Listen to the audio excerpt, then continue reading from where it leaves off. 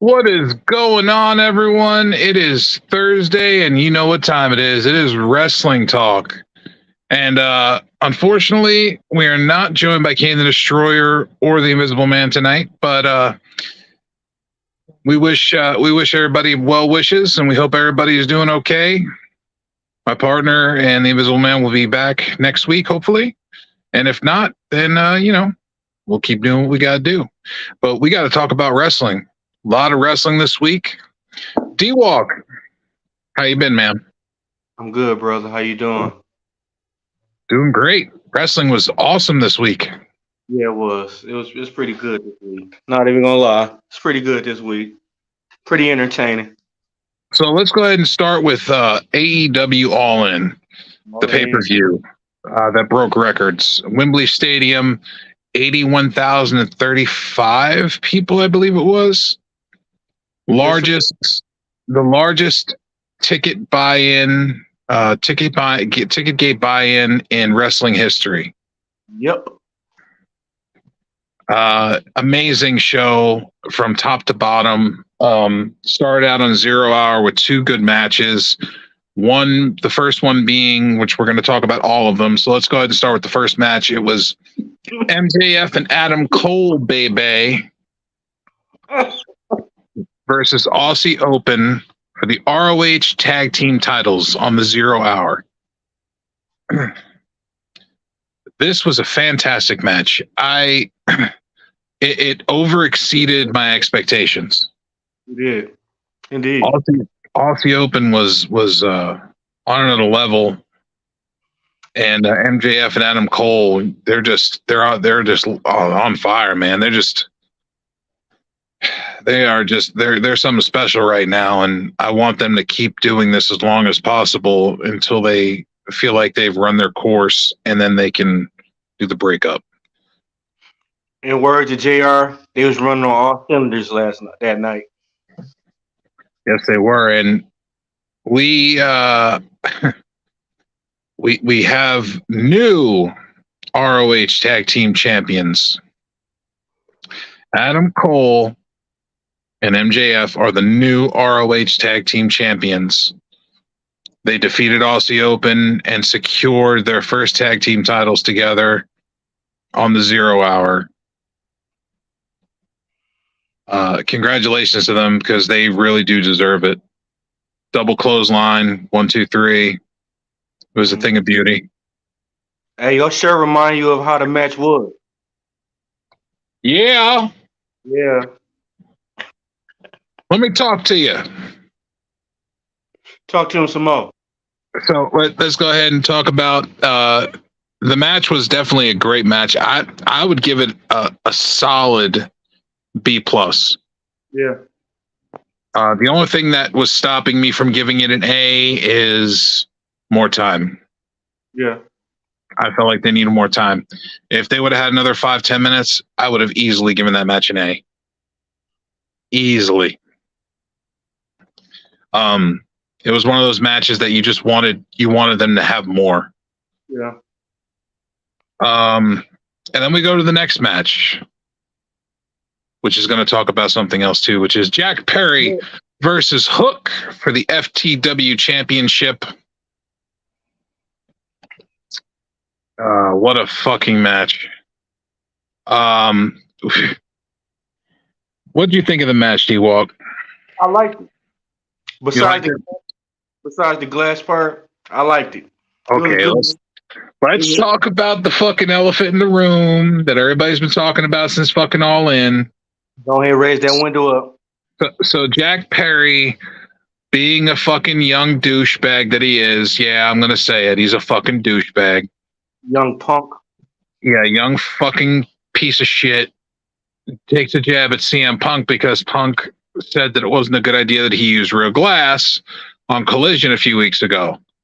So nothing happened from that. And then Jack Perry decides, hey, we're gonna do this on live TV in front of 80,000 people and probably millions watching at home. And he taps on the window and he's like, look, real glass. Everybody knows who he's talking about. Everybody knows who he's jabbing at. We all know he's jabbing at CM Punk. Yeah. So he proceeds to try to drop hook through the windshield and gets dropped on his own. I believe he got like a Tazplex or something through the windshield, or a fisherman's buster or something through the windshield. It was like a fisherman buster. Well, it fucked his arm all up, and he was bleeding pretty bad. Hey, light water. I mean, if I was CM Punk, I'd be like, "See, I told you so, you stupid fuck." Dumb young motherfucker. No real glass. Use sugar glass. Fucking dumbass. You remember that? You remember what happened to Goldberg last time he tried to do that? He damn near almost lost his arm. Dealing with real glass. These people, these guys just don't understand. And CM Punk was trying to do what was best for the young talent, and be like, "Hey, look, that's not a good idea. I wouldn't do that. That's not smart." Yeah, people like that hurt the business because they could have been past whatever they beefed with and made good shows, but instead they still want to keep it going. So apparently, that had happened, and then I'm guessing Punk was in the gorilla position because he was going up first on the card against Samoa Joe, and apparently Punk said to Jack Perry, he's like, "Do we got a problem?" And he's like, "I guess we do."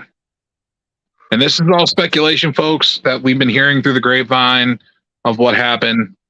Supposedly, he said, "Do we have a problem?" And Jack Perry replied with, "I guess we do." And then there was supposedly a shove from Punk to Perry, supposedly. And he said something. He said something, and then he wound up putting Perry in a chokehold. Night. And had him on the ground, and Samoa Joe broke it up. And supposedly some monitors fell over and like hit Tony Khan. And Punk was already pissed off at the whole thing because of the fact that he was supposed to have a private car to take him to the arena, and the car wasn't there, and he called the number that he was supposed to call, and the number was out of service. So Punk had to get on the tube, which is a train, like the public transportation train, and thank God fans knew who he was, and they helped him get to the arena. So he was already pissed off about that. Yeah. Like, what kind of professionalism is it that you have one of your top talents and he can't even get a fucking car, and then he tries to call the car and the number's not in service? What kind of unprofessional bullshit is that? I was doing some reading. Punk wasn't the only wrestler that got did like that too. So he was pissed off about that already. And then Perry making his jab kind of pushed him over the edge a little bit. So, was he right to be pissed off? A little bit. I mean, you don't take it. You don't fucking stick a goddamn bear with a fucking stick and not expect the bear to bite you. Facts. But I go like this, bro. This is their first time doing something this major. It, okay, let's slap on the hand like, we forgot to take care of our wrestlers. Next time, make sure y'all do it right. This time, And man, I agree with you. But at the same time, everybody's saying that, oh, it was this isn't Punk's first time. This is the second time. Last year it was All Out, and the incident overshadowed the event, and now it's happening again at All In. The event that happened with him and Perry is overshadowing the show. mm-hmm. But again, whether it's good or bad, CM Punk makes ratings. Yep. Jack Perry don't. And Jack Perry is just Jack Perry. I mean, he's Luke Perry's kid. That's what he known by. People don't know him by his own identity. People know him as Luke Perry's son. Exactly. And also, there was supposedly something else that happened backstage, but Miro and Punk, but that was Miro denies that happened. Punk said Miro had asked him what had happened with Perry. And Punk said, "You got a problem with me too? We can take this outside." And supposedly that did not happen, as far as Miro is saying. Miro said that did not happen. So it's all a bunch of shit. The investigation is still ongoing. Both Jack Perry and CM Punk have been suspended. My big question, and everybody's big question, is All Out is this weekend in Chicago, Punk's hometown. What are they going to do? They got Punk advertised for it. They got Punk to be there, but not Perry. Bro, the audience is going to hold the show. They're going to hijack the show. The audience, if CM Punk ain't there, the audience is going to go mad. So it'll be in their best interest to have Punk wrestling. Even if they just have him fucking sitting front row, like he buys a ticket type thing, and he sits front row. They want to see Punk. I mean? They want to see Punk wrestle in his hometown. They don't want to see Punk sit down. If I'm, like I said, to keep everything copacetic, to keep the fans at bay, and to keep the locker room kind of copacetic, I would make it to where Punk buys a ticket and sits front row. And it's another thing I look at. Who started it? Well, technically, Perry started it by his actions and his words during his match. Oh, suspend him. Because if he would have both of them. But if he would have never did that, he would have never provoked. No. I don't know, man. There's a lot of shit going on right now with wrestling, and it's just, oh my god, it's a lot of shit. Mm-hmm. So let's go to the first match. They got that broke up, and then they had Samoa Joe versus CM Punk for the Real World Championship. Very good match. Mm-hmm. Very good match. I was starting to think Samoa Joe was going to take the match for a while, because all the offense he was having and his defense was crazy, and he turned all of his defense, everything Punk threw at him, he was returning it back, or blocking it and returning it, and I was like, this doesn't look good for Punk. I wish he was a little longer though. Yeah. After all that shit happened. Yeah.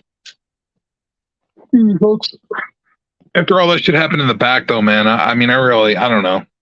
Yeah, they probably wasn't even ahead for it. Mm-hmm. They weren't. Anyway, CM Punk retains the Real World Championship. Mm-hmm. Let's talk about another match that happened on the card. Let's talk about the triple threat for the trios titles with the House of Black versus the acclaimed and badass Billy Gunn. Hey, their interest came out. They was dope. The House of Black interest was dope. Bro, when they took out Julia Hart first, and they scissor me timbered Julia Hart, I was like, okay, they're winning the championships. Yeah. Right away, as soon as I saw them like take her out, I was like, and you notice they had a gay dude take her out. Wow. Wow. They don't want no bad press. Wow. But you see, they did that. They did a tribute to Bray Wyatt, the House of Black. Yes, they did. Yes, they did. That was dope. Tony Khan also made it. Said that if anyone didn't want to be at Dynamite next week because of Bray Wyatt's funeral and stuff, he is not requiring any of his talent to be at Dynamite next week. That's dope. He said anybody that does not want to be here because of the funeral, that they are more than welcome to go to the funeral and not have to worry about work. That's dope. You know, a lot of them go to the funeral.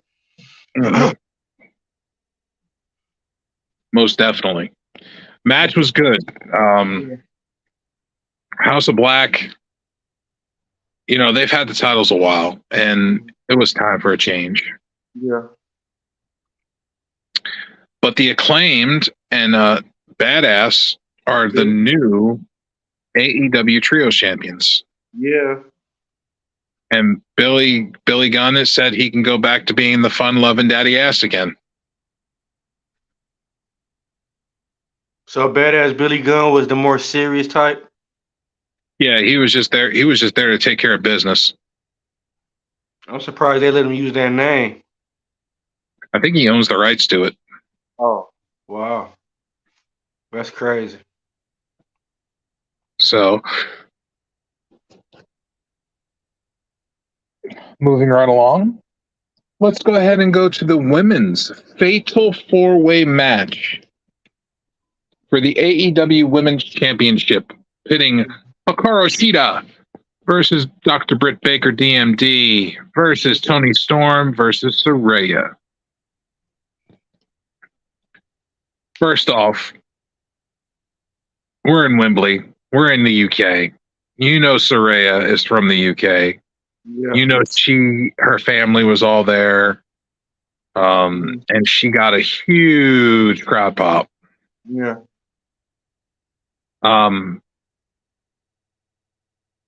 I really did not know who was going to win this match. I felt like it was going to be Dr. Britt Baker. I felt like it was her time to be back in the championship picture. Yeah. But in the end, we had a little bit of a swerve. Yeah. Because Saraya turned on Toni Storm. Rocked her. Night. Sprayed her in the face with the spray paint. And dropped her with that DDT that she's got, that cradle DDT. And 1, 2, 3, Saraya is your new AEW Women's Champion. I ain't gonna lie, she deserved it. It was very emotional. Yeah. A lot of crying. Yeah. Because you remember, when she got put out, she was so young, and everybody was like, wow, her career's over already, and she's still in her 20s.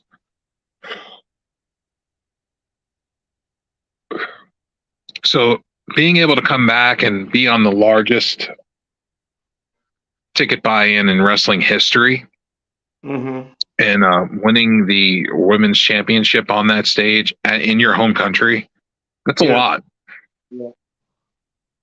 Yeah. Hey, but you forgot who was in the crowd, though. Well, give me a minute. We got to build to that. Oh, okay. So let's talk about who was in the crowd. So, who was in the crowd was the woman that put her out of wrestling in the first place.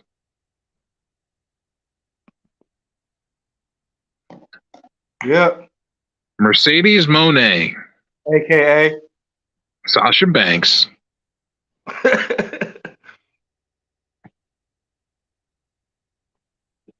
also known as Snoop Dogg's niece. Right. I'm just hoping AEW don't do a WCW. Because as long as AEW don't do a WCW, they could outdo WWE, especially right now. I don't know, man. I don't know what's going to happen, but Mercedes Moné was in the crowd watching.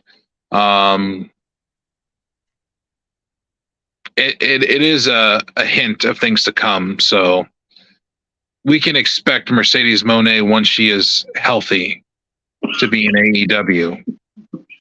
I see them having her versus Saraya.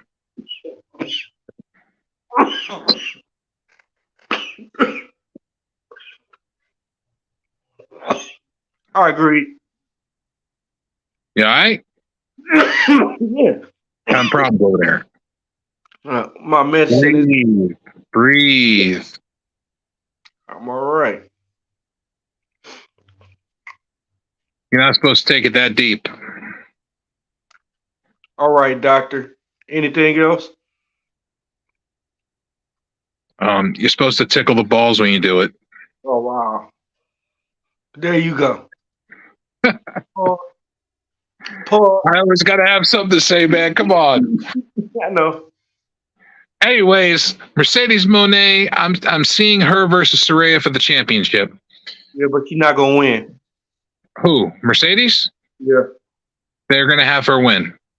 I have to bet you a bag of nickels. And then guess what's gonna happen? Go ahead. And then they're gonna have Jade, boring shit Gill come back and probably beat Mercedes for the belt.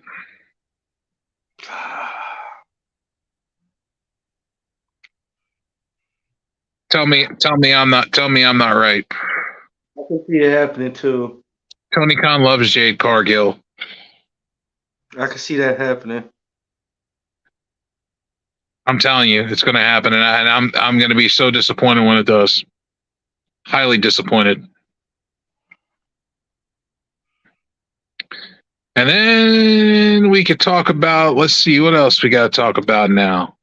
Let's talk about Stadium Stampede. Mm-hmm. This was a fucking wild match. Yeah. Wild. Yeah. Wild as hell. Wow. Starting off, we have Trent's mom Sue getting kissed by Jon Moxley. And then all hell breaks loose. Let's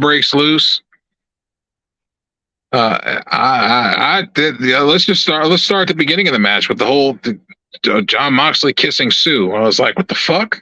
Why? Pause.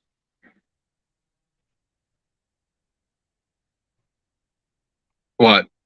No, I said pause. That was real zesty. That was one of those. I'm going to get heat at any cost. So let's kiss this old bitch and make it happen.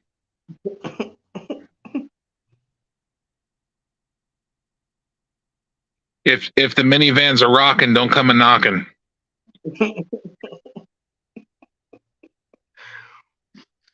Back in the day, it used to be you see the hat on the door, don't come in. Jon Moxley's gonna get a fucking shirt that says, "I rocked your mom's world."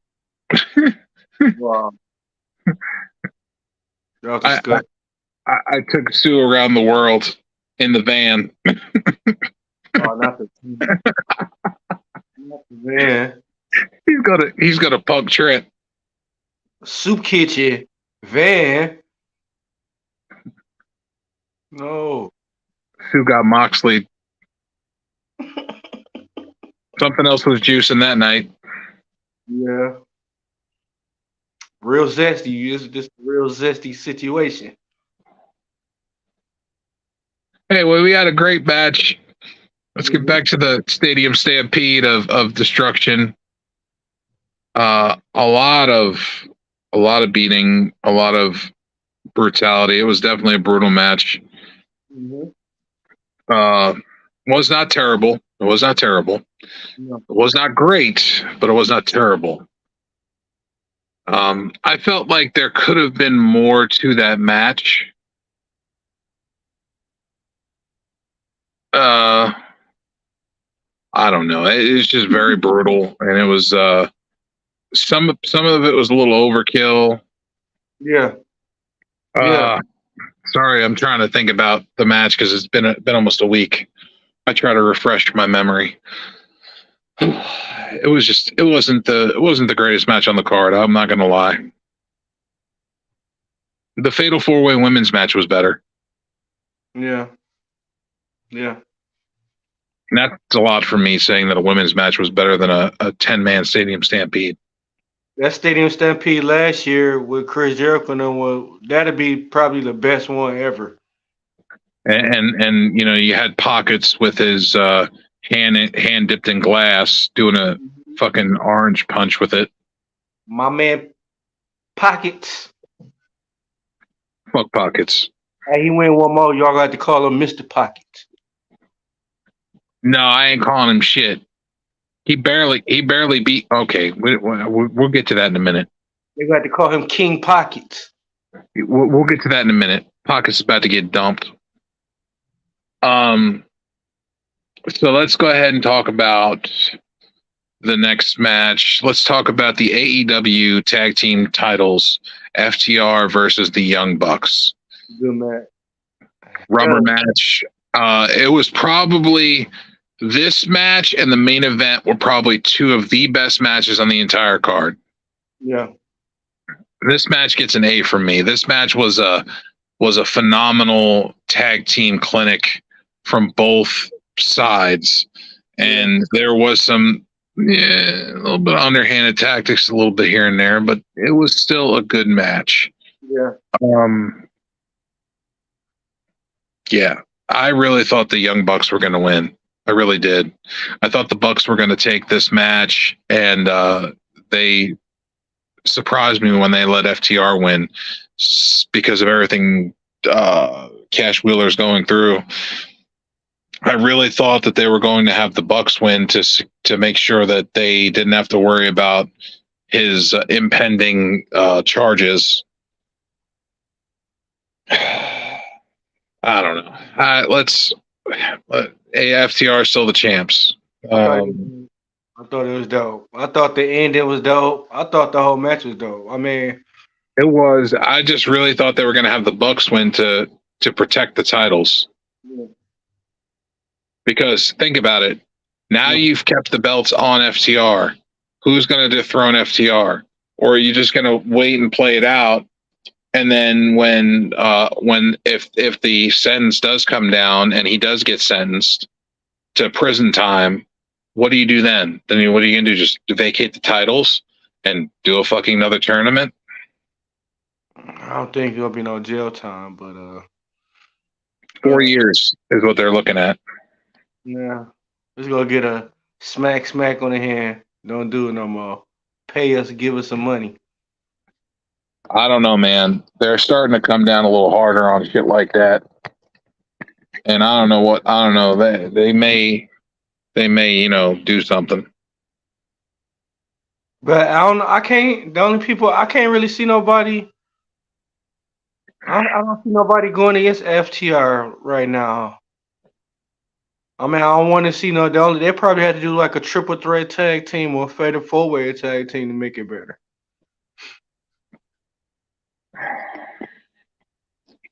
Has FTR faced the Hardy Boys yet? I don't think so. No. I don't think so. No, they didn't face them. Well, there you go. Hey, Edge come back. They could. I think Edge and Christian could have a couple of running too. Well,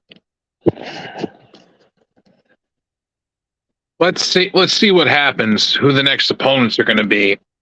I have a feeling because of the backstage stuff. I have a feeling it's going to be the Bullet Club. Hmm.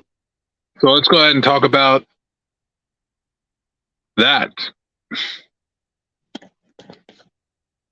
Bullet Club Gold versus the Golden Elite. Again, superb match.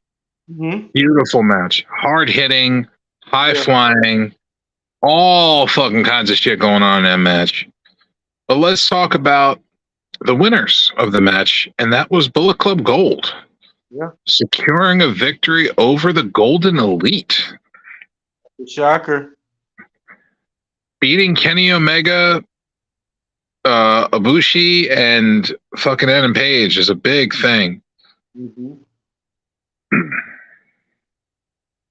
But I feel like the only reason that they won that match was to set up the Takeshita Omega match at All Out.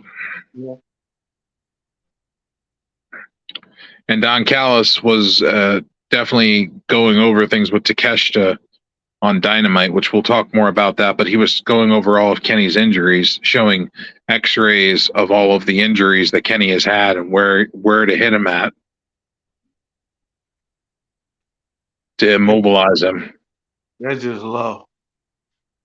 He was bro, he had all the motherfuckers x-rays on screen on Dynamite, going through it to Takeshita, showing him all of the different injuries that Omega's had on with x-rays. Oh, dirty motherfucker. I can't trust my wallet around him. Wallet? You can't even trust a bottle of water around that motherfucker. He'll probably drug your water. I didn't do it. Damn. He'll Bill Cosby your ass. You better be careful. Damn. So we got. So we had a little bit of a backstage altercation with the Bullet Club Gold as FTR was speaking with the Young Bucks in the locker room about their match, showing appreciation and respect to each other. Bullet Club Gold comes in and says, "Hey, this is the winners' locker room. You Bucks need to go. You need to be in the losers section. FTR, you could stay. You won." And then FTR is like, "Excuse me?" And they were like, they got into a little bit of an argument, heated thing, and then they were like, "You know what?" They were like, "How about on Dynamite next week? It'll be the four of you versus the four of us." Good match. So it's going to be the Bucks and FTR versus Bullet Club Gold. It's a good match. It's going to be a great match. 8-man tag. Two of the best tag teams in the world on one side, and Bullet Club Gold is no slouches. They are very, very decorated people on that team with Jay White, Juice Robinson, and the Gun Club. They're very decorated. There's a lot of championships between all three of them. I get them at the A+. I give it A+. It's gonna be a great match when it does happen. Yeah. And once again, they go and WWE. Oh, they always do. WWE always gets shit on. And then you got another match that happened at the pay-per-view is Chris Jericho versus Will Ospreay. Good match.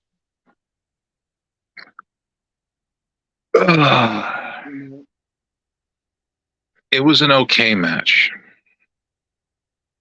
There were a lot of botches. Chris Jericho screwed up a little bit. He almost broke his neck with a lion salt. Let's talk about it. Chris Jericho goes for a lion salt and almost breaks his neck. Yeah. Can't be doing them no more. Will Ospreay had to carry the match most of the way. And I hate to say that because I love Chris Jericho. I have loved Chris Jericho since the 90s, and I still love Chris Jericho today, and he's still one of my favorite wrestlers of all time. He has done a lot in the wrestling business, a lot. And he has wrestled for WCW, ECW, WWF/WWE, AEW. He's wrestled in Japan. He's wrestled in Mexico. He has wrestled so many places and won so many championships and lifted up companies so high that he is a GOAT. There's nobody that's a bigger GOAT than Chris Jericho. What would you think would have happened if he would have stayed in WCW? You think they would have been bigger? You think WWF would have been bigger, or WCW would have stayed? Because I think if Chris Jericho wouldn't have left, he wouldn't have got the push like he would when he was at. Let's think about this.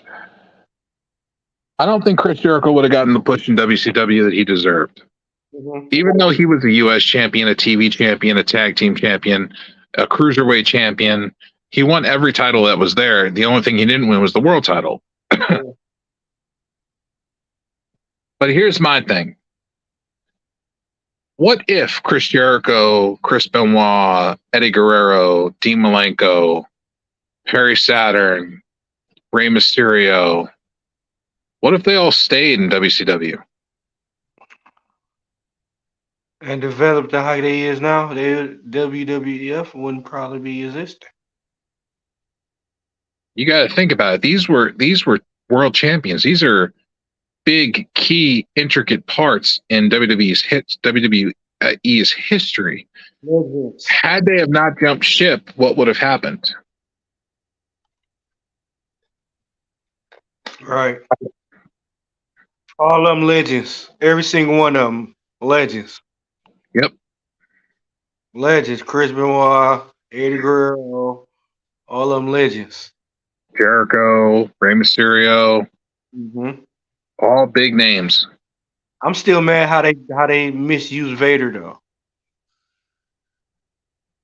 WWE fucked up on Vader. They dropped the ball. WCW did good with Vader. Japan did good with Vader. Yeah. The only people that screwed up was WWE. One of the best matches I've seen of Vader when him and Sting at Halloween Havoc. I want to say back in like '89, something like that. I want to say like that. Well, there was also him and Flair had a lot of good matches also. Yeah. And him and Cactus Jack had a lot of good matches as well. Yeah. And he had a good match. He had a good match with Ron Simmons too. Yeah, I remember that one. Vader was the real deal. Got his eye poked out to put his eye back in himself. Vader was the real deal. They mistreated Vader bad. Yeah, they did. I remember watching. It was WCW Saturday night. It was Vader versus Cactus Jack. It was in Germany. They were in Germany, and it was when Cactus lost his ear. Mm-hmm. So Cactus went over the ropes with the throat gimmick, where he goes over the ropes and the ropes catch his neck and he hangs there.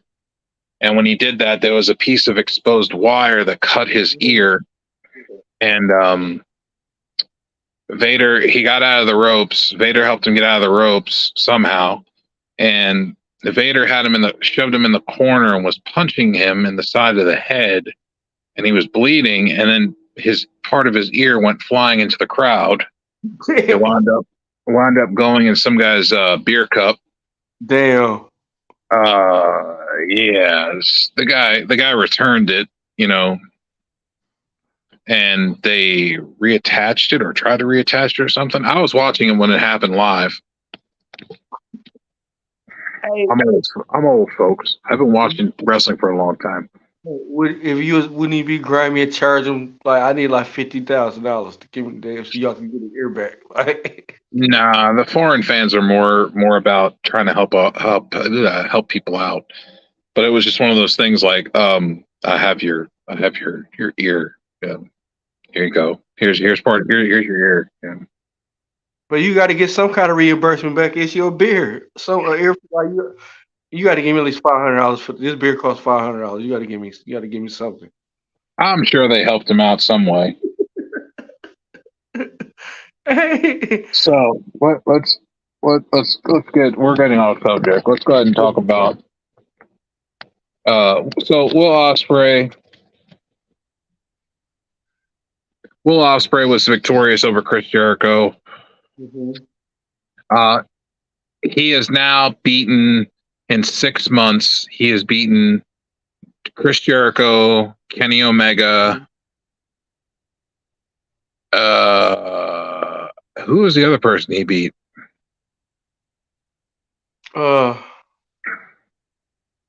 Chris Jericho, Kenny Omega. Shoot, he beat someone else too. But anyway, he's using he's using these people as he liked to say, rocket fuel. They're propelling his career. But what is next for Mr. Will Ospreay? What is next for him? I mean, what if he go at the real world title? No, not yet. He's the IWGP UK champion, which is the US championship of Japan.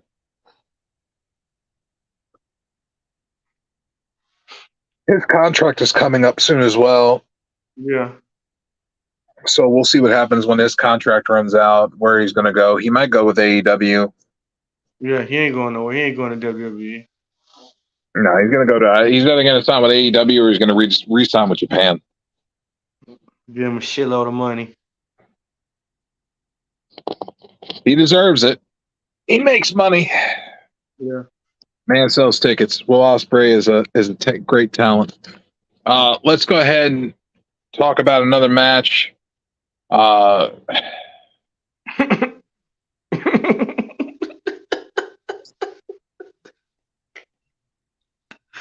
Go ahead, let it on there. I don't wanna. Go ahead. Go ahead. You already thought about it now. No, I didn't. I didn't think about nothing. You can't make me say it. I knew what you was talking about. Which one am I talking about then? Say it. The Joker. Ha ha ha. Step man. Oh, are you talking about that match?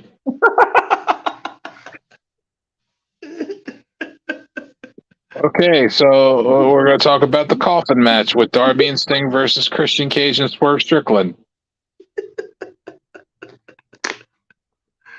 Why?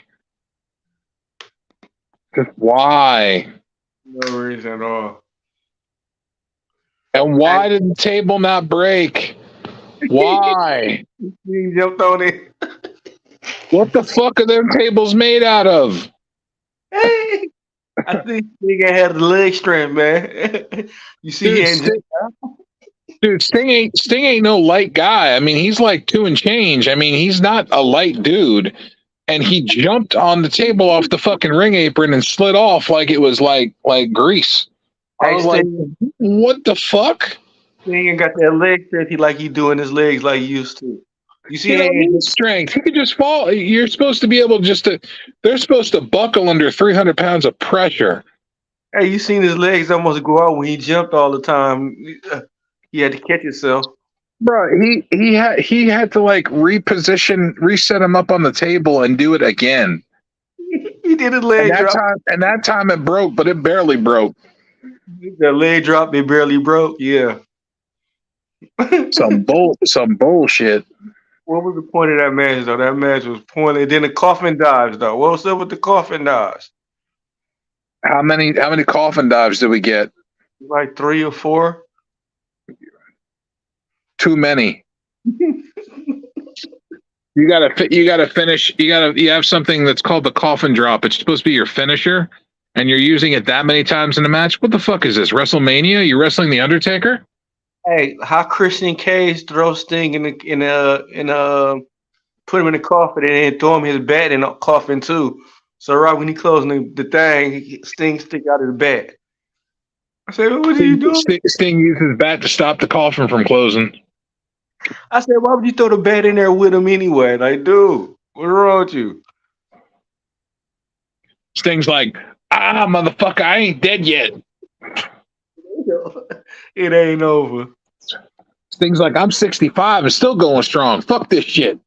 I'm gonna be Ric Flair. I'm gonna keep wrestling. Ric Flair's not gonna have shit on me.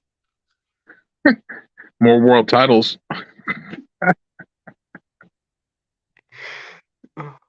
He'll go to Tony Khan next week. Like, I need to catch up with Ric Flair. Ric Flair has a lot more going for him. He's got his own weed line with the Ric Flair drip. All right. We all know who won the match, Darby and Sting. Okay, let's just keep that going, and we'll just go to the next match. Yeah. That match took your pride and dignity away from you, huh? Darby Allin matches take my pride and dignity away just as much as fucking Pockets matches do. Hey, that's Zach Gowen 2.0. And damn near as much as a Jade Cargill match. Hey man, you keep Jade out of this. At least she weighs. They hurt my pride. Hey, at least she weighs double of Darby Allin. At least she wasn't even on the pay-per-view. Thank God. Yes, she was. She was sitting in the crowd. They shared her for 5 seconds. Did they?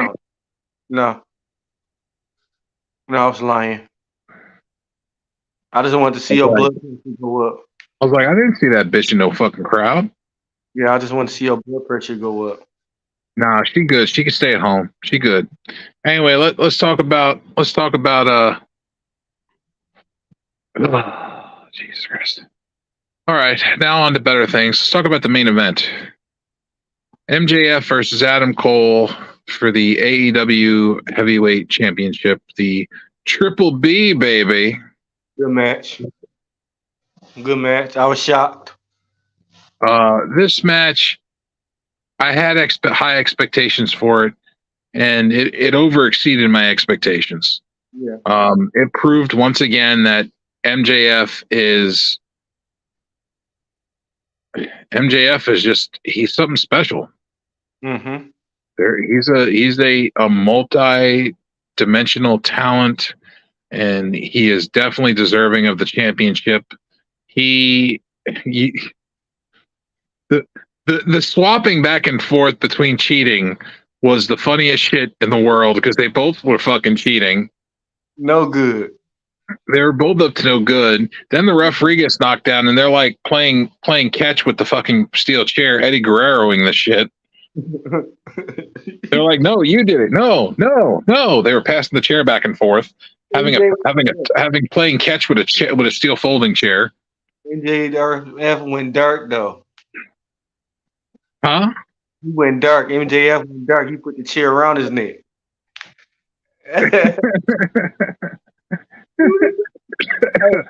That's what you call asshole status. Yes, sir.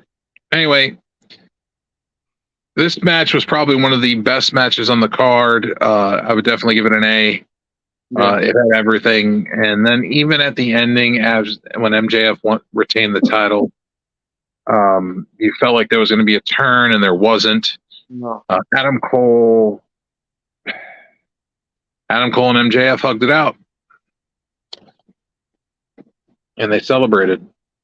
I think the match. I'll go ahead, bro. My bad. There was 2 fucking tournaments. Tony Khan and his tournaments. He loves tournaments. 2 tournaments were announced after that match. One was the ROH Tag Team Title Tournament, which is going to start next week. And there's a AEW Heavyweight Championship tournament, which also is going to start next week. Mm-hmm. MJF with his ice pack on was talking to Adam and stuff, and they were all talking to shit. And he's like, he's trying to fucking kill me. he's like, you earned it, man. You get a week off. And he's like, week off? He's like, what the? He's like, I'm only used to wrestling like once a month. He's like, I've had to wrestle twice in one day. He's like, this motherfucker trying to kill me. MJF special. She's like, I got a week off now. Yeah, he's special, bro. He got that. He got that gift, like MJF. Yeah, Yeah, man. He's good. I can see him 2 years from right now, way developed. So let's just talk about Dynamite since we're here. Mhm. It was a good show. There was a match announced. It was gonna be in the main event. Penta versus Pockets for the international championship, and the winner of that match would be going to All Out in Chicago to take on John Moxley. Mm. I don't know if anybody can I don't know if anybody can consider winning that match and keeping the title, or winning the title a fucking win when you got to go against Moxley. Right. But very good match. Penta fucking, oh my god, Penta went all fucking out in that match. That match was crazy. Yeah. And he dropped him with his fucking finisher like 3 times, and Pockets still kicked out. My guy. Fuck Pockets. Oh man, you pocket anti-pocket, you hater. Fuck a Pockets. You was mad 'cause he cool. Pockets is like Pepsi to me. It don't exist. Wow, you just mad because he cooler sticking his hand in his pocket than you. Look, anybody could put their hands in their pockets and play with themselves. I mean, that's all he's really doing. Oh wow, look at you. Where's your head at, buddy? You know The what? same place that Pockets is. You know what? Pockets is when he's doing his thumbs up. You know what? After this chat, I gotta go to this 24-hour church after dealing with you. What you gotta go to church for, man? You dark and unholy. You gonna burn anyway? Yeah. Wow. Anyway, Pockets retains the championship and then does something unpockets like by getting a microphone and calling for a chair and then sitting down in the middle of the ring and having a little chat with the crowd. My guy Pockets. He want to talk to his people, man. And he says, "I'm hurting."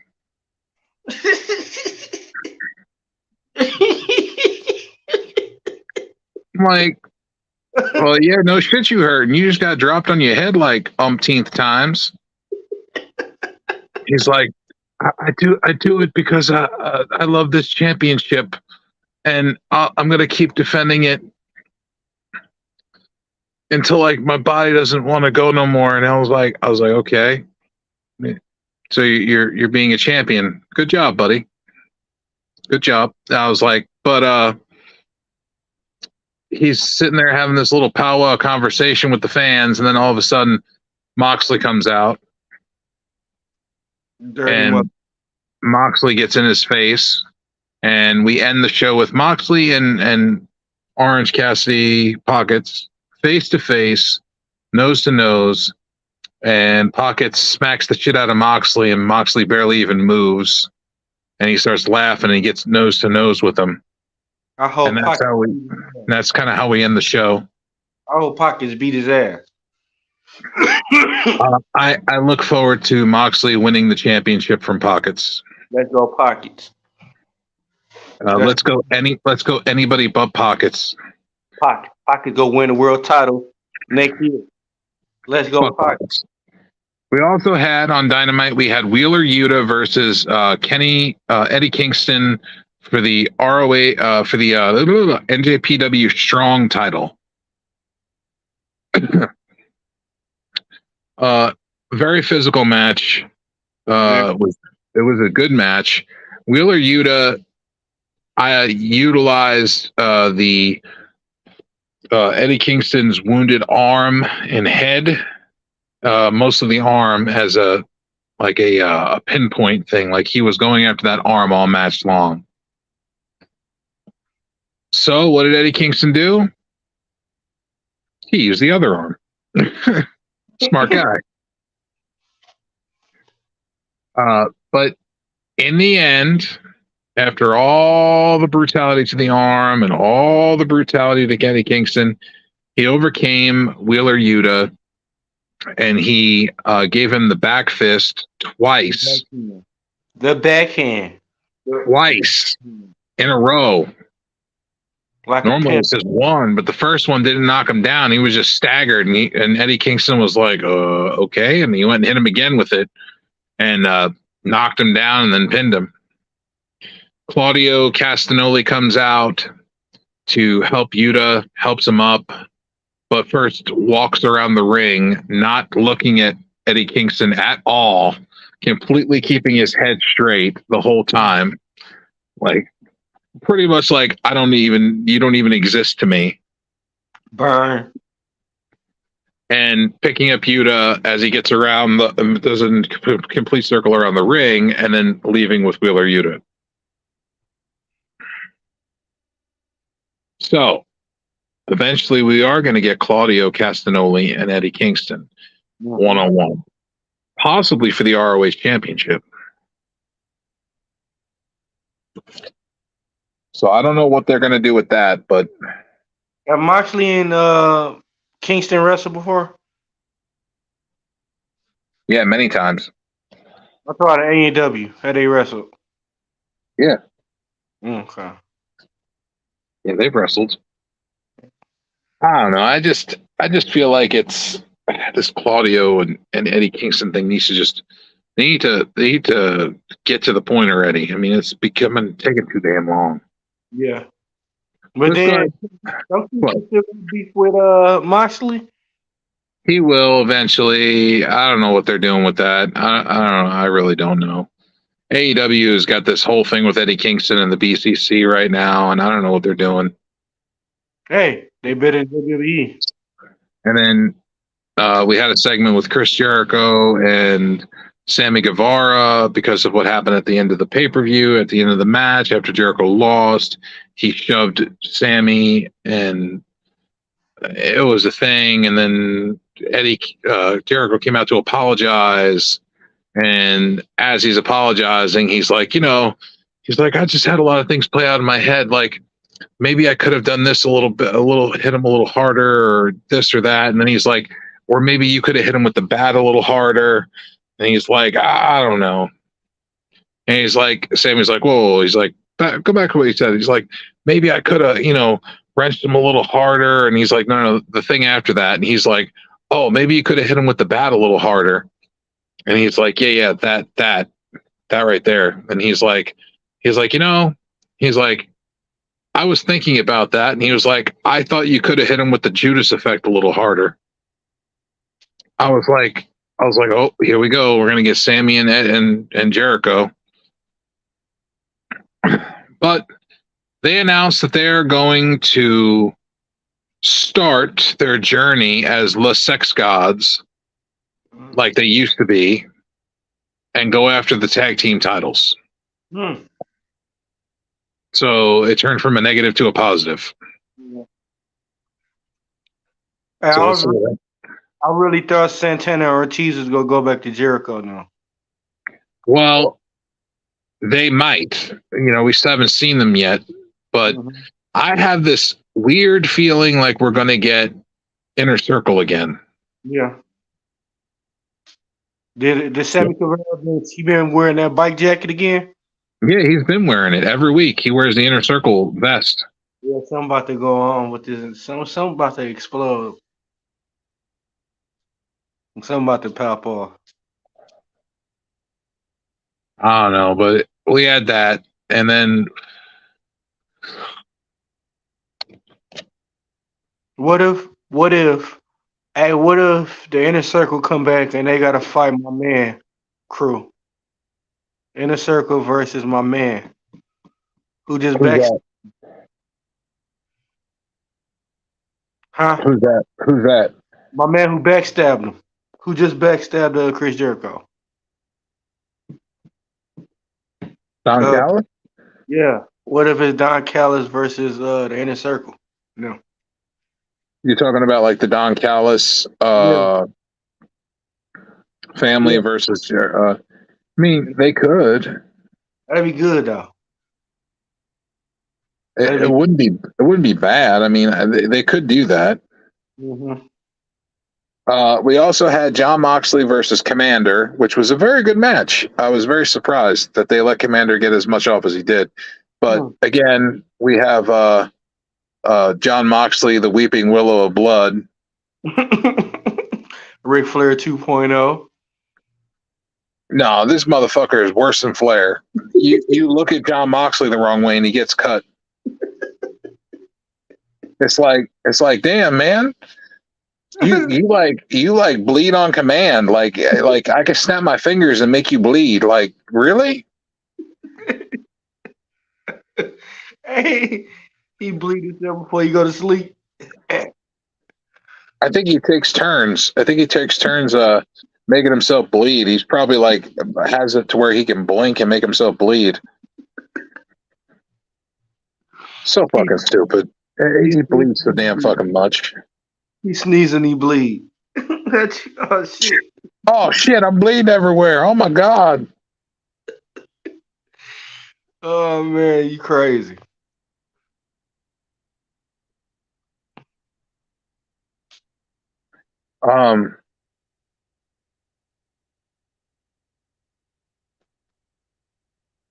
Let's see. After that pay-per-view, there was a lot of talking. There wasn't a whole shit ton of matches. We did have a trios match, women's match, with Chris Statlander, who is the TBS champion, along with Dr. Britt Baker, DMD, and Hikaru Shida. A very interesting trio of women wrestlers, all very good women's wrestlers, versus Nyla Rose, Emi Sakura, and Marina Shafir, also decent wrestlers. So this was a pretty good, pretty solid trios match. But in the end, dun dun dun, Britt Baker, Statlander, and Shida get the W. I was about to say. No hell. No fucking way. I was about to say. So after the match,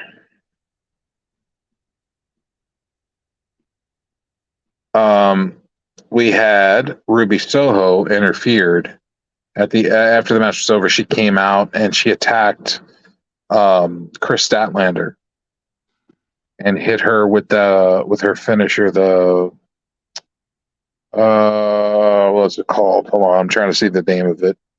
The no future kick. It used to be the right kick, but yeah. Yeah, she hit her with the kick and knocked Statlander out and took the TBS title and left with it.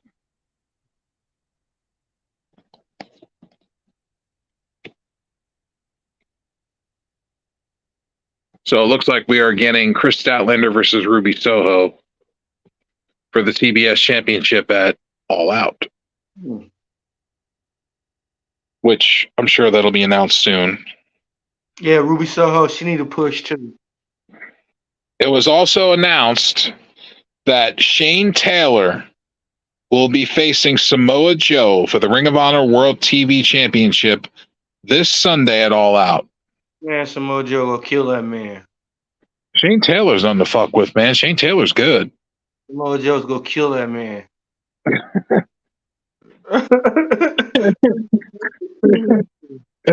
Why you gotta say it like that, man? That is like the wild pit bull that's running around everybody's neighborhood. That's Samoa Joe. All I can keep hearing is Joe's gonna kill you. Exactly. Whoever set my man up for Samoa Joe, they didn't like him. So the Acclaimed and Daddy S were on the show, and they announced they unveiled the new trios titles, and they have a hot pink leather strap on the trios titles now. What about the back? It's all hot pink. You know how the back? Don't forget about the back. What, the scissor? The back is like scissors. The back of the belt. Oh my god, man! I couldn't believe when I saw that shit. I was like, "The fuck is going on here?" But Anyway, you know, look, let's get off the dynamite. Let's get off AEW. We've been talking about AEW for over an hour. man, way past time. Yeah, let's go ahead and talk about Raw. Okay, we got on Raw. Raw. I'm looking up the. I'm getting the match card right now. Remember the matches, but it's like they go by me so fast though. But that was pretty solid.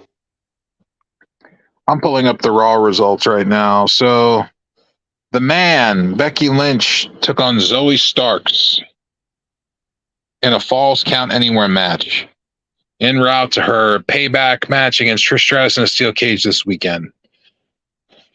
And surprise, surprise, the man Becky Lynch triumphant over Zoe Starks in a Falls Count Anywhere match. When she had that kendo stick and had her in that submission and was making her bite down on the fucking kendo stick and pulling back on her, I was like, holy shit. Becky Lynch, vicious as hell. Savage. Let me. See that hold one on. Wawa. You gotta make sure you cover your ankles. It was a good match though. It was definitely a brutal match. Yeah. Here we go. So there we are on Raw. We also had Damian Priest versus Sami Zayn. This was an interesting match. It was. It was. And JD McDonough got involved, and Sami Zayn won the match. I'm still thinking it's gonna be Damian Priest that's gonna get put out. Well, they're going for the tag titles this weekend. Yeah, I think it's gonna be Swerve on that though, but it's gonna be Finn and Priest versus Owens and Sami Zayn for the tag titles. Yeah, I think it's gonna be I think they're trying to kick Damian Priest out. We'll see what happens. The New Day versus the Viking Raiders. Again. Who do you think won? I'm gonna say the Viking Raiders this time. They did. Yeah. The Viking Raiders defeated the New Day. There was a preemptive thing going on afterwards with McIntyre and Riddle. A chair got thrown. Xavier Woods got hit. Supposedly Xavier Woods actually real life got injured because the steel not the steel chair, but it was like one of the big announcer computer chairs. McIntyre tossed it and it hit Xavier and it hurt him, and he was backstage trying to check on him and stuff. Yeah, he couldn't take the chair. It's because they're trying to build up McIntyre and Matt Riddle. I think is Randy Orton gonna come back at a time, and he gonna betray Matt Riddle. That's what I think. Listen to this. So then we had the man's music play, Mr. LA Knight. Yeah. And here he comes down the ramp. Wait a minute. That's not LA Knight. It was The Miz dressed as LA Knight, coming out to LA Knight's music and cutting a fucking killer promo. Killer. It was very good. It was a very good promo. Miz doing what he does best, running that fucking promo game. Yeah, Miz always did good promos. He did an excellent job looking like LA Knight. Excellent job at the promo. Uh, once the crowd started getting into it, the A-lister took off the outfit and started ranting about how the crowd will cheer for anything and how anyone can pander. That's going to be a good match. That's going to be this weekend as well. Yeah. Chad Gable versus Ludwig Kaiser. Why? Why you? Because it was announced next week that Chad Gable on Raw will be taking on Gunther for the Intercontinental Championship again. And very, very un-Gunther like, but it was a disqualification because Gunther got involved and cheap shot at Chad Gable.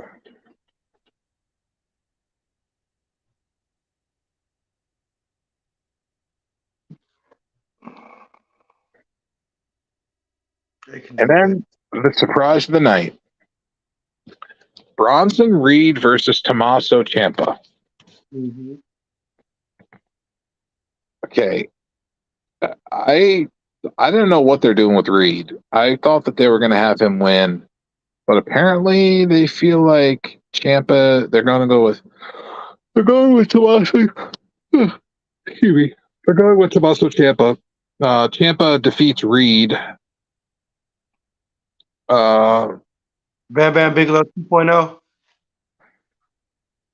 Yeah, or the Authors of Pain 2.0. Hey, I think they're trying to do. They're trying to fight a right tag team, because they're trying to bring DIY back again. Yeah, I think that's going to eventually happen. Mm-hmm. So it was a good show overall. Zoe Starks and Becky capped off the night, and then they had like it was the go home show before the pay-per-view. Mm-hmm. But let me see if I can get a graphic up real quick. WWE Payback match card.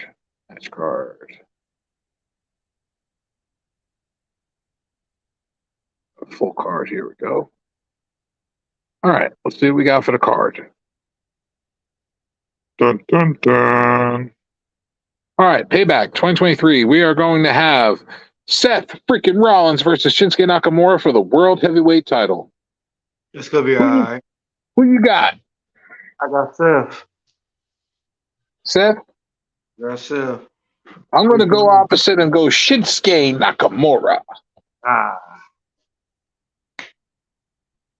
Seth is too easy. Match number 2, we got Becky Lynch versus Trish Stratus in a steel cage. You know who gonna get this. Who you got? I got Becky. I got the man. I believe Becky Lynch is going to win this match, and it is going to end the Trish Stratus Becky Lynch feud, so Becky can go on to other things. Becky, I think they're going to put her in a program against Tiffany Stratton for the NXT Women's title. Yeah. So look for that. Yeah. Let's see what else we got here. We're going to have Rhea Ripley versus Raquel Rodriguez for the Women's World title. Who you got? Rhea Ripley. I also got Rhea Ripley because Raquel Rodriguez is boring. Yeah. Then we're going to have Kevin Owens and Sami Zayn versus Finn Balor and Damian Priest in a Steel City Street fight for the undisputed WWE Tag Team titles. Who you got and why? I got KO. Why? Sami Zayn. I think the vibe ain't go. I think the vibe go mess up. But I'm telling you, this gonna be a spin of this though. Damian Priest gonna win the title from Seth Rollins after he win. What if the whole thing is a swerve? Yeah. And JD McDonough helps the Judgment Day win the titles. And that too. Or maybe. Or maybe Finn Balor gets hurt and JD McDonough has to take his place. I don't see unless he hurt for real, I don't see them putting him out like that. All right. I would rather see them all jump Damian Priest. So Damian Priest could turn a face and cash in. And Seth Rollins a heel, right? Or he a face? No, he's a face. That won't work then. How about Rey Mysterio, the United States champion, versus Austin Theory for the United States Championship? Who you got? I gotta go with Ray. I second that. Going Ray. Then we got LA Knight versus The Miz. With that shirt, with your shirt, I like what your shirt said. Who was that? Yeah. Let me talk to you. You know it.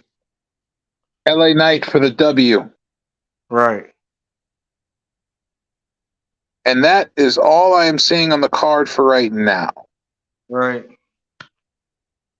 Why I'm not seeing anything else? Why is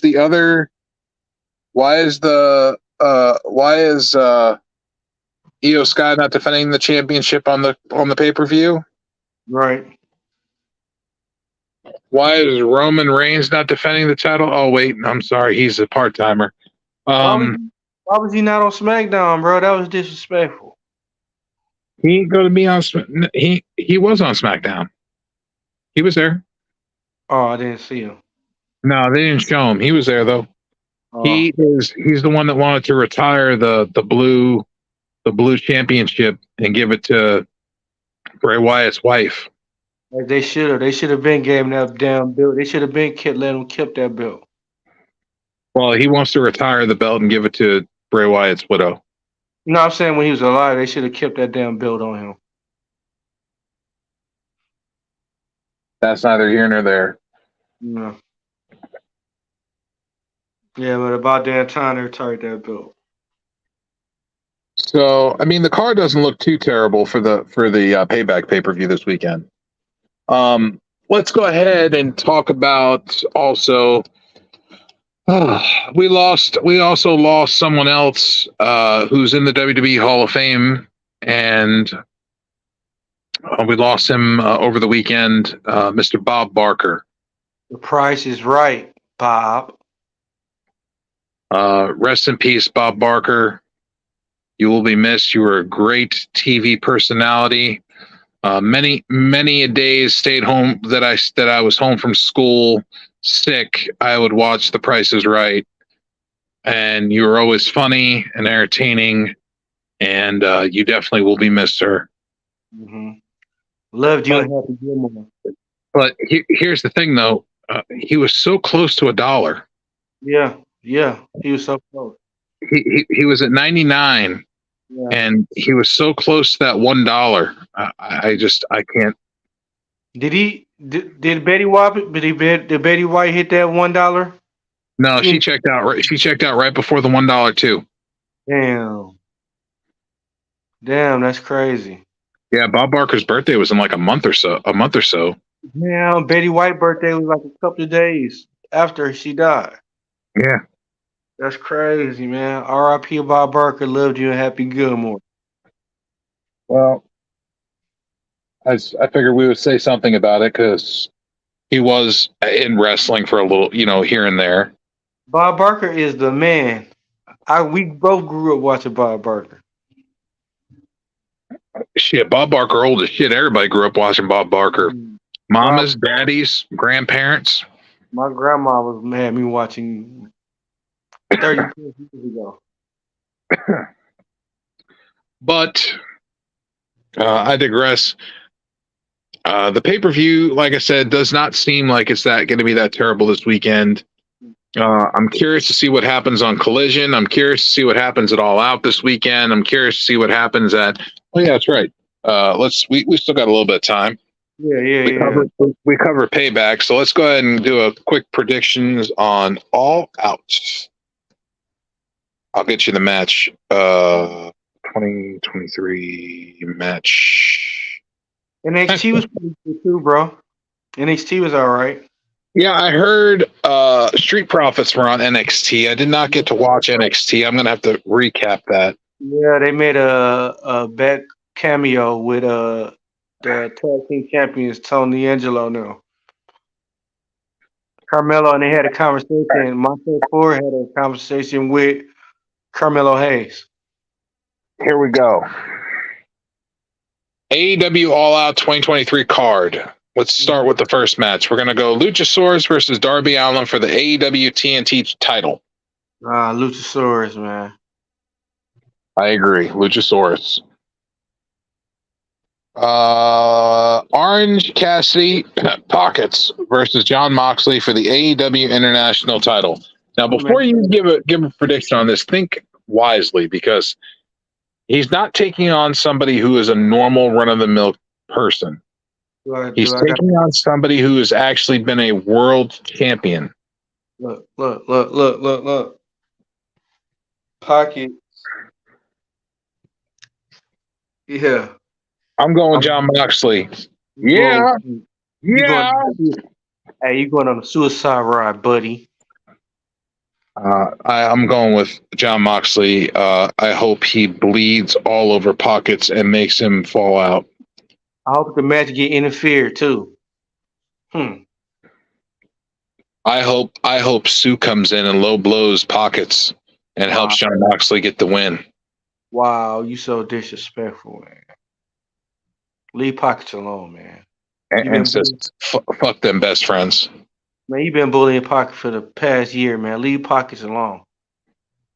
Shh. Fuck Pockets. Wow. Chris Statlander versus I'm sorry, we have comments. Kane the Destroyer. Sting has a reputation with bats. Yeah, he does. Ray, LA. Rest in peace, Bob Barker.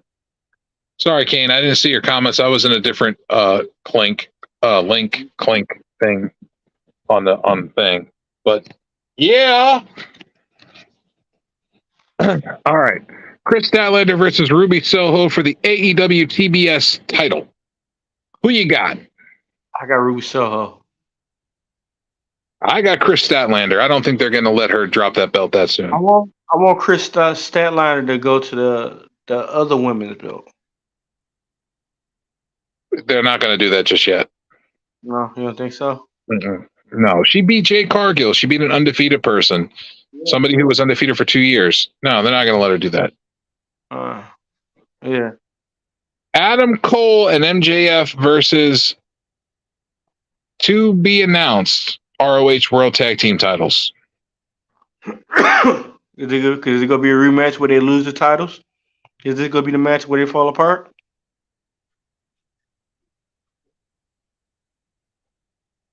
I don't know. Samoa Joe versus Shane Taylor for the ROH World TV title. Oh, man, we had a conversation. You remember that? Joe's going to kill you. I have to agree. Samoa Joe. I'm going Samoa Joe. He could have murdered this man. All due respect to Shane Taylor, I'm going Samoa Joe. Bullet Club Gold versus FTR and the Young Bucks. I got to go with FTR and the Bucks. I normally would do this, but I'm going Bullet Club Gold. They have been on fire and doing things right. I see that being a big swerve. Or what if it's a swerve? How many times have Young Bucks and FTR wrestled? A lot. AEW. 3. Who won all of them? FTR won all of them, right? No, Young Bucks. It was FTR, Young Bucks, and then FTR again. So what if it's a swerve where Young Bucks or FTR turn on one of each other to make them lose the match? It's a possibility. All I right. mean, put that out, man. It's too early for that. Kenny Omega versus Takeshita. I gotta go, Kenny. I'm going Kenny Omega as well. Yeah. Miro versus Powerhouse Hobbs. This is going to be interesting. Yeah, this is. I like Miro, man. I gotta ride with Miro. I do, but Powerhouse Hobbs has been on a tear, man. You saw what he did to Miro. Yeah. Yeah, he How gonna be many a fuck. people? How many people have bitched Miro out like that? Yeah. They need to make Miro like he was in WWE when he was a heel. When he first came.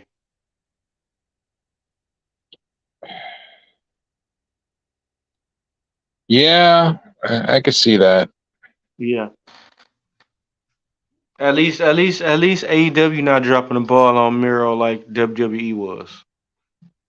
So that was the card for all out in Chicago.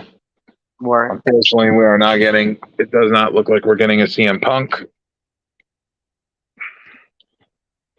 I want to say maybe on that. I really do. I want to say a maybe. I'm gonna say a 50-50. I don't know, man. We'll have to wait and see what happens. But No, supposedly they're both suspended, so I don't know what's going to happen with that. no Punk. They right here. All right. Well, guys, we've covered quite a bit of wrestling tonight, and we gave a little bit of our predictions for the WWE Payback Premium Live event that's taking place this Saturday. We also gave our predictions for All Out, which is happening on Sunday. Talked about the All In pay-per-view, which is the largest ticket gate buy-in in history. Spoke about that. We also spoke about Dynamite. We spoke about Raw. And SmackDown, we don't have to talk about that. That was the Bray Wyatt tribute show.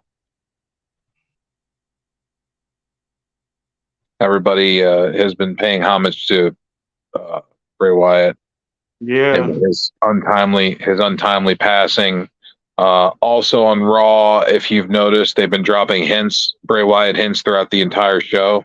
During the Judgment Day segment backstage, you can see an Uncle Howdy shirt hanging in the background. Do you think we're going to get an Uncle Howdy? I hope not. Let it go.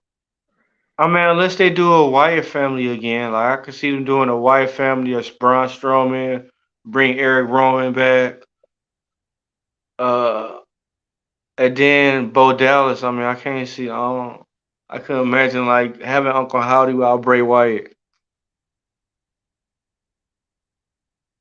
Uncle Howdy, if done right, since we've talked about this before, Alex has talked to us about this as well. But if they do it properly and they have Uncle Howdy come back, and then they have Bo Dallas in the Firefly Funhouse.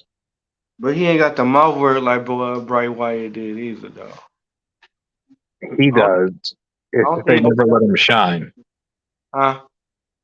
He has the ability to do it, but you can have Bo Dallas dressed up as like a goof in in the Mr. Rogers sweater and stuff in the Firefly Funhouse. Have him breathing life back into it, and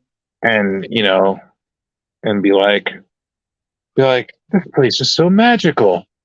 Look how great this is. And, he runs a whole little shtick and says, my brother always told me how great this place was and how much fun it was. And, have him do a whole thing on that and have him have the Uncle Howdy as the alter ego type thing, like Bray had the Fiend.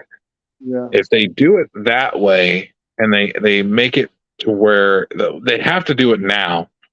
They can't wait too long on this. They have to strike while the iron's hot. So if they can do that and strike while the iron's hot, I think now's the time to capitalize on Bray Wyatt's passing. Now's the time to capitalize on it. Let's do this now and get it done while it's fresh and the fans are still watching. You know what I mean? Yeah. You want to get seen. I'd rather see them just do a Wyatt family or make a new Wyatt family. That healthy howdy thing. I mean, they don't really need that. Just do a new Wyatt family. I just feel like the Firefly Funhouse, if they do it that way with Bo Dallas, I feel like Bo Dallas can nail that character. But could you see it like you entertaining and like you was with Bray Wyatt though?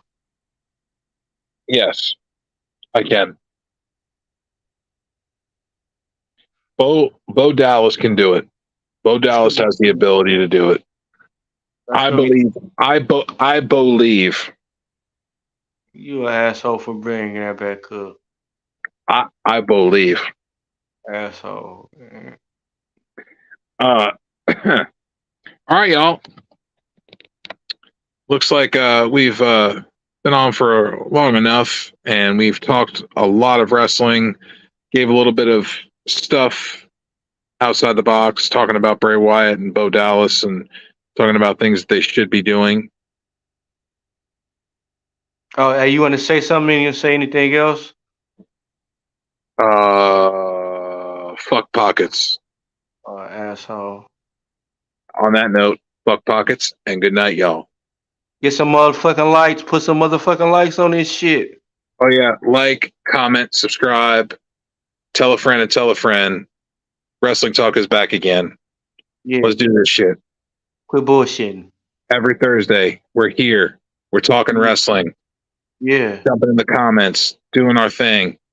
Yeah. So if you want to come by, swing by, have a little hang out with us and, do the thing, talk about wrestling. Every week we talk about wrestling. If there's something wrestling related you'd like to speak about, come on and talk to us about it. All right? Yeah, until next time, I'm Joe BNCO, D-Walk, and for my partner Kane the Destroyer, Sure as Smoke, and the Invisible Man, Alex Coquito, we are out. Yeah! Ric Flair, you have made World Wrestling. Take that cigarette out. You have made World Wrestling Federation history here tonight. It's the greatest moment of my life. I want to jump. I want to party. But I got to tell you like this. For the Hulk Hogan, and the Macho Man, and the Piper, and the Fish. Now it's Ric Flair. And you, pay homage to the man.